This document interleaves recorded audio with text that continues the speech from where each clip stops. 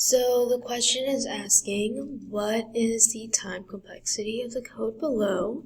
And as we can see, we have a nested for loop, so 2 for loops.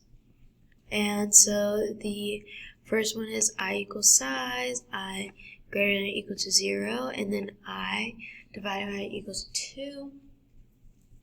And so we should really pay attention to this last part, because that is a huge indicator that our time complexity for this outside for loop is O log of n, right? Because we've seen that for our previous question, O of n is something that's like I plus plus, and then I less than size.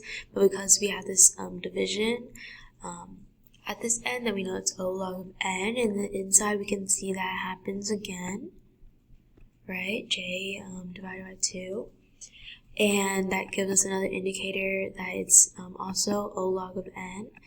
And when you put those two together, you're going to end up with O log n squared, which is right here. So that's the correct answer.